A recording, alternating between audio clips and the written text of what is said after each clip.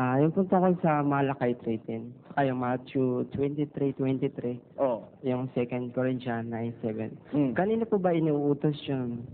Sa mga Kristiyano din o? Ay, mali. Magkakaiba yun eh. Yung Malakay 3:3, tanungin natin kay Malakay, kanino ba inuutos yan 3:3? De, basahin natin sa 4 po. 3:10 po. O, 3:8, ano?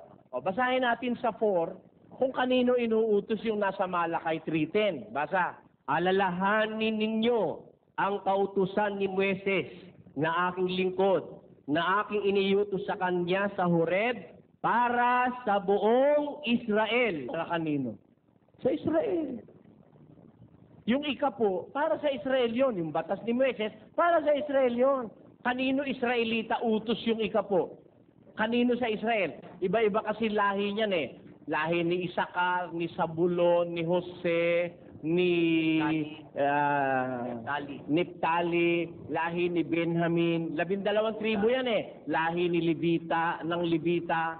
O ano pa? O, ano kanino utos? Basa. At katotohanan, ang mga sa anak ni Levi na nagsisitanggap ng katungkulang saserdote ay mayroong utos na kumuha ng 10 bahagi sa bayan. Tamo, sino ang may utos na kumuha ng ikapo?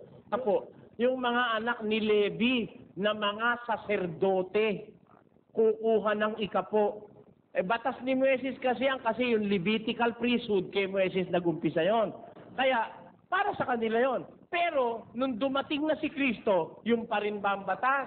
7:12, diyan pa rin sa Hebreo. Sapagkat nang palitan ang pagkasaserdote, ay kinailangang palitan naman ang kautusan. Nang palitan ng pagkasaserdote, kailangan palitan ang kautusan.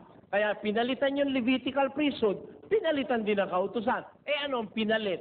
Pakinggan mo, sa 9. Magbigay ang bawat isa ayon sa ipinasya ng kanyang puso. Huwag mabigat sa loob. Magbibigay ka ayon sa pasya ng puso mo. Hindi ikapo. Puso mo magpapasya, hindi naman yung ikapo eh. Yun ang batas sa Kristiyano. Kaya lahat ng kumukuha ng ikapo ngayon, mali. Hindi sa Diyos. Yun lang.